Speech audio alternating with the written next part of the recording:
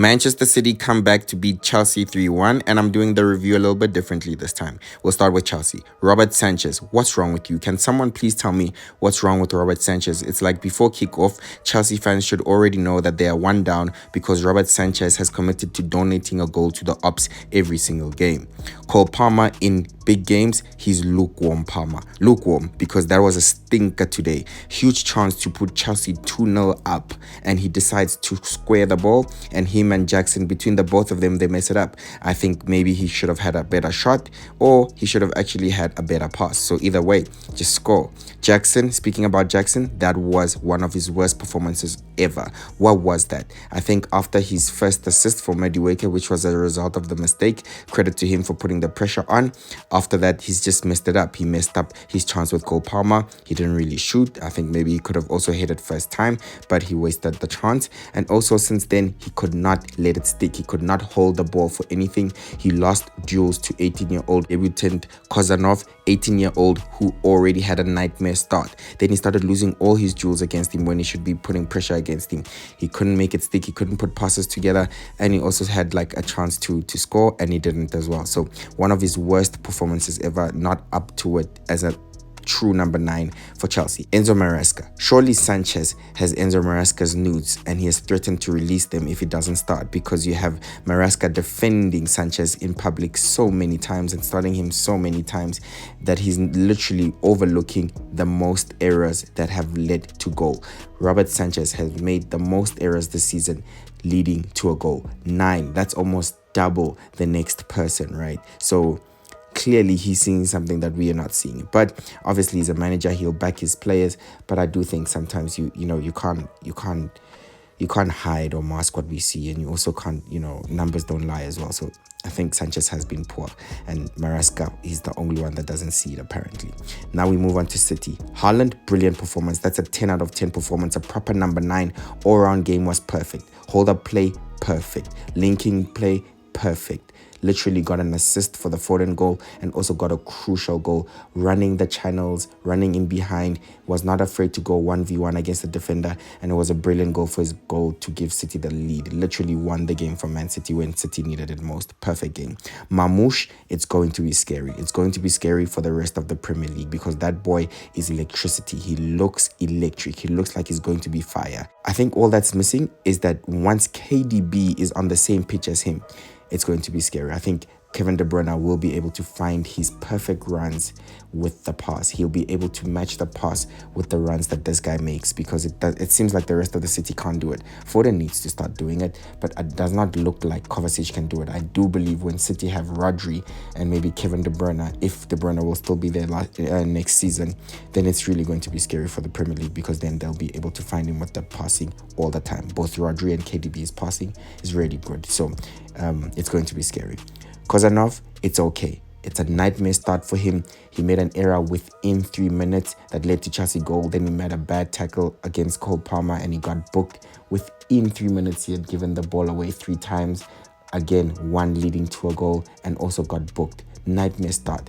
He probably felt like it was a dream going all wrong. But the fact that he recovered is amazing. He then started winning all his duels against Nicholas Jackson, started making good tackles and getting his passes right. I want to say shout out as well to Pep Guardiola for not subbing him early in the game, because I thought actually that might be a real possibility at some point, but Pep Guardiola kept his nerve. Even though he's on a card and Chelsea were pressing so much, he trusted not to humiliate him and break down his confidence, and kept him on until the 50th minute, where it looked like since then he had a decent game, right?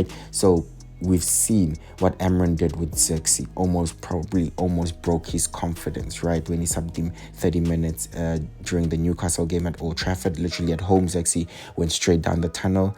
We've seen it also in South African football with Bradley Cross, who was crying after Coach Nabi subbed him also after 30 minutes, right? So shout out to Pep Guardiola for preserving and maintaining a player's mental health. Debutant from Uzbekistan, biggest game of his life. No one from Uzbekistan has ever played, I think, in the Premier League or for Manchester City. So a lot of eyes were on this man, and he was nervous, and it's okay, it happens. Haaland literally missed an open goal on his debut for Man City in the Community Shield against Liverpool. And Darwin Núñez came off the bench and won the game for Liverpool. And everyone was saying, Darwin Núñez is even going to have a better legacy than Haaland. Then Haaland went on to win the treble and finish second behind Messi in the Ballon d'Or and break all the goal scoring records and win Golden Boot. So, it's just the start. It does not necessarily mean his whole career at City will be a failure. And I don't understand as well, maybe the pressure of now social media and the Premier League.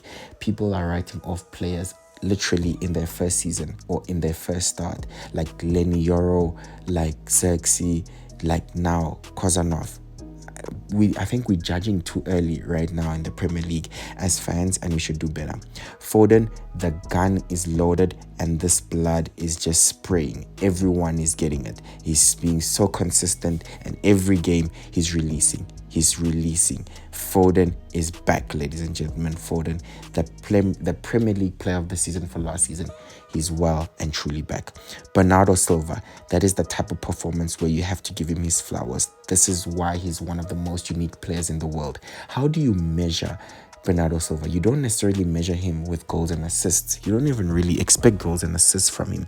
But how do you measure the fact that he realized that after the error that Kozanov made, he went and always was next to him to support him, to give him an option to pass to get his confidence up, to feel safe, to feel protected, literally for the next 20-25 minutes until halftime. Right? Even after halftime, until he got subbed off, that's when you saw Bernardo Silva moving further forward. But he made him comfortable. He felt supported. How do you measure something like that? How do you measure the fact that he runs more than anyone in the pitch? Clearly, more than anyone in the pitch. He was everywhere. Literally in the wings, far, at the back, defending. He was everywhere, this boy. So there are some things that Bernardo Silva will give you every single game, and that's 100% effort. He does not have to have the goals, the assists, or great performances, but you'll get 100% effort from Bernardo Silva. And again, that is something that's immeasurable. He'll put a tackle in big games. He'll usually get a card. He plays with passion. He'll sacrifice himself for the team. Literally captain worthy material, and I love the fact that he got the armband, right? I think he's totally deserving, because he might be small in stature, but he's actually huge in character. Bernardo Silva, what a performance, and for me, he was man of the match.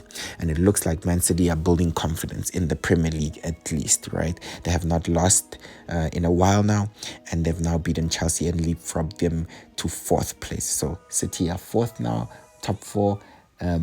It's going to be interesting with all the difficult fixtures that are piling up for City. City just played Chelsea, who were in the top 4 before the result of this game, and they were still going to play Nottingham Forest away, and they're still going to play Liverpool at home, and they're still going to play Newcastle as well at home. So it's looking like a difficult run in the Premier League, at least for City, mixed up with that huge Champions League clash, Club Brugge, next week, where it's a must win for City to make it to the playoffs of the round of 16. But I think the extra 2 games will do City good. I do think City will beat Club Brugge, especially with the type of performance that they put in tonight. City should beat Club Brugge and they should make it to the playoffs. And I think with the type of performance that City are putting in, those 2 extra playoff games might be necessary to put City back on form, and give the debutants more opportunity to get used to the Man City system and Pep Guardiola's coaching and how City play, and the other players and their teammates. So actually, overall, the 2 extra games might do City good, and I do think City will be in the draw for the Champions League round of 16. With that being said, what a performance by City, what a game. I do think Chelsea did not really offer much after the first 5-10 minutes of the game, and I was so disappointed. City looked like they were there for the taking, especially after the start that Chelsea made, right? So Chelsea should have literally not taken their foot off the pedal. They should have had their foot on the necks of Manchester City and pressed them for days, not give them time on the ball. Don't let them breathe. Be brave. Go get a second, because Chelsea are always conceding goals. Even against Wolves, they conceded. Chelsea will always concede a goal. So if Chelsea do not have a comfortable 2-goal, 3-goal lead, then there is a huge chance that they might not win this game. And now for Enzo Maresca, it's looking bleak. 1 win in the last 6, many draws and a few losses in there. It is looking bleak, and maybe Chelsea are starting to revert back to factory settings. Since Chelsea said that and Enzo Maresca specifically, that they're not in the title race. When they were doing well, they were second, not too many points behind Liverpool. And it looks like from that time in December, late December, to now in a month, they've only gathered about 5 points. That's less than 2 wins in a whole month. That is poor form. That is a poor run, especially if you're trying to make top 4. One of the most competitive seasons we've ever seen. Bournemouth is chasing top 4. Forest is in there. Aston Villa is in there. Newcastle is in there. And you also have Fulham just outside. So there won't be an easy game. It doesn't look like it's an easy game. So it is important, at least for Chelsea, to then start getting a few wins together, because then they will start regretting it. They were comfortably second and it looked like they'll easily make top 4. But now with this run, it looks like they might not even make top 4, and now it should be a priority. So yeah, Enzo Maresca needs to get a hold of it. They need to fix it. It looks like they're trying to bring in some signings, signing players like Garnacho. Does that really help? Is that a huge improvement on Sancho and Madueke, for example? I think Garnacho is a huge talent, and I think he gets all important numbers like goals and assists. So I really rate Garnacho, and I do think it's a mistake that Man United are doing by letting him go. But for Chelsea, I think they need to do something to get themselves together and start winning again. It is looking worrying, and based on this, I might not actually think that Chelsea are capable of finishing in top 4. But if you're looking at it, you would assume that maybe Forest can lose their form, they can dip, and maybe City can, after Liverpool and Arsenal, City maybe be the third team that's realistically competing for that spot, as well as Chelsea as well. If you throw in Newcastle, Aston Villa, Nottingham Forest and Bournemouth in there, you'd have to fancy Chelsea.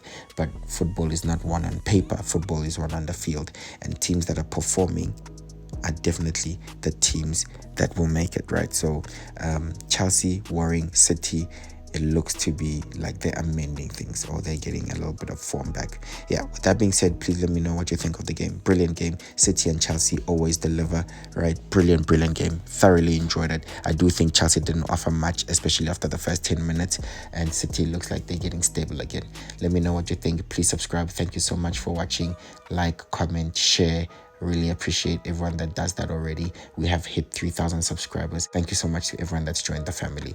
Yeah, love you all. Goodbye, good night. I'll be back with the Fulham and Manchester United review. I do believe Manchester United will lose to Fulham, so let's see if that turns out to be true. My predictions for today were almost spot on. I got every team right except the Brighton game, where I was shocked. Everton won 1-0 away at the MX Stadium, but besides that, almost a perfect day of predictions. Thank you so much for watching.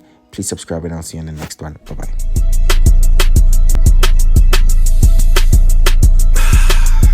This is the 7th time. This is the fucking 7th time I'm calling out your name. You are just an absolute shambolic. You don't deserve to play for Chelsea Football Club. You don't deserve to wear the badge. Get out of my club. Get out. Get out. The club is paying you grands and grands of money, grands and grands of pounds, grands and grands of euros. Not for you to sleep, not for you to fucking sleep, daydream sleep, and behave like Pablo Escobar with a weed. Get out of our club. He's done it again. Ladies